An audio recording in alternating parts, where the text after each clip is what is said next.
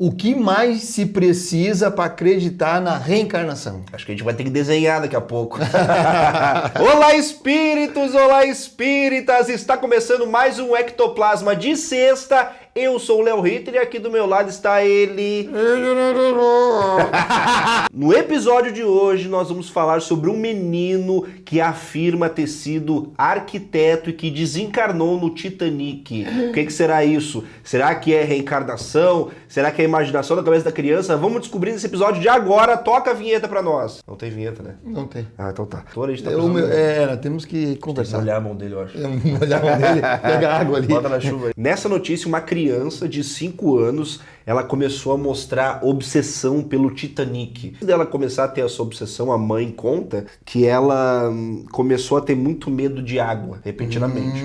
Quando tava na piscina de jeito nenhum, mesmo na escadinha, com boia, ficava desesperada, tinha que sair de qualquer jeito. Então ela demonstrava esse pânico sobre água. Até aí, normal, né? Muitas crianças têm medo de água, que isso acontece com muita gente, tá? Quando ele tinha 3, 4 anos de idade, ele disse que ele afirmou ter visto já a mãe dele passando na rua onde eles moram, em cima de uma bicicleta azul, quando a mãe era mais nova, criança quase. E aí a mãe olhou pra ele e falou: ué, eu nunca falei sobre isso, que eu realmente tinha uma bicicleta azul, só que eu nunca falei nada pra ele, não existia foto, não existia nada, ninguém contou essa história pra ele, do nada ele me afirma ter visto aqui mais nova, passando com a bicicleta. Eu olhei pra ele, quando eu perguntei como é que ele sabia disso, ele já ficou nervoso, já não quis trocar de assunto. Então ela já demonstrou essa lembrança do passado, olha de aí. Provavelmente o momento que ele estava encarnado, Viveu aquilo e viu a mãe mais nova. Porque assim, ó, o que acontece? A doutrina espírita nos ensina que a gente não é um esquecimento total do passado. É um véu que é colocado sobre o passado. E como essa própria figura já nos traz a lembrança de que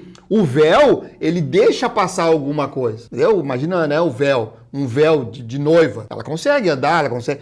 Ou seja, algumas informações, alguns sentimentos passam, algumas vontades passam nesse véu, alguns desejos se manifestam por esse, entendeu? A gente não lembra claramente do nosso passado, mas algumas coisas nos indicam muito bem quem nós fomos no passado. Então, pra eu ter essa noção de como é que é só examinar. Só eu sendo noivo. Ah, não. O que Sócrates, né, leu lá no oráculo.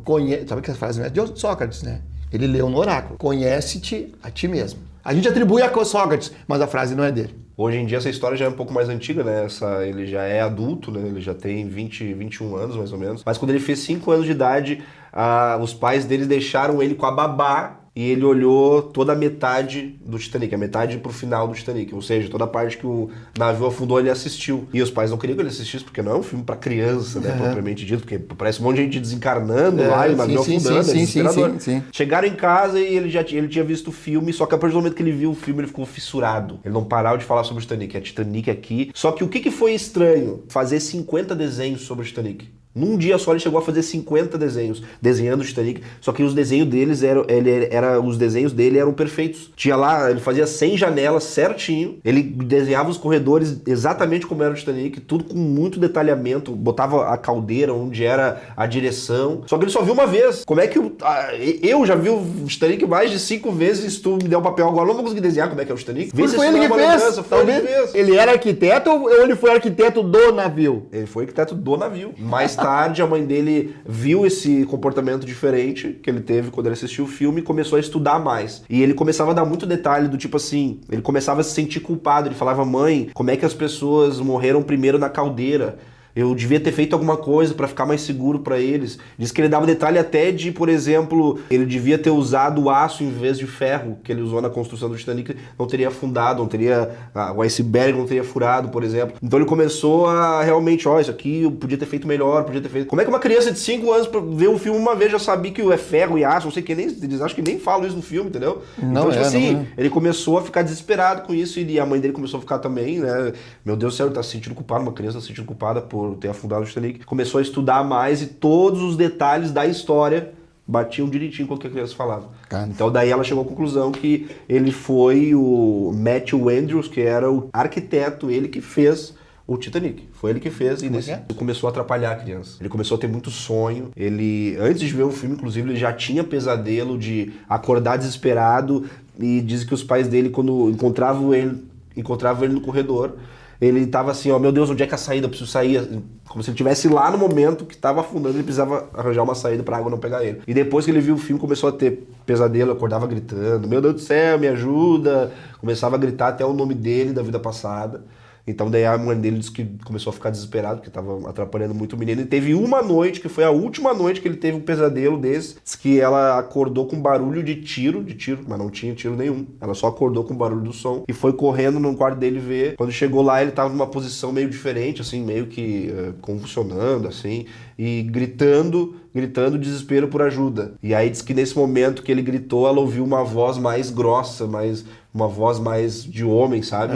Gritando por socorro, e depois desse dia nunca mais aconteceu mais nada. Ou seja, o espírito pode ter recebido esse auxílio da espiritualidade pra ficar mais calmo, pra entender o que estava acontecendo com ele. É uma grande contribuição ele trouxe. Tem universidades americanas, documentário, que o cientista, ele investiga esse tipo de caso. Aí ele achou um caso de um menino que deu o nome do avião, que ele era piloto na Segunda Guerra, entendeu? Ele deu o nome dos companheiros que estavam com ele, aonde estava escrito no avião o nome dele, entendeu? Como é que eu queria saber? Detalhes. Então Como é que tu explica as crianças que com 3, 4 anos de idade estão tocando piano perfeitamente bem, melhor que o Beethoven? Entendeu? Aí sabe tocar um instrumento rapidamente. Isso aí não é lembrança de vida passada. Exatamente. Só que a gente tem que entender que é um processo, entendeu? E este caso que nós estamos conversando nesse episódio, mais um que vem para fortalecer nós nesta caminhada de um dia transformarmos num conhecimento generalizado. Porque é isso que o Espiritismo não diz. O Espiritismo, ele não é o futuro, a religião do futuro. Não vai ser o Espiritismo a religião do futuro,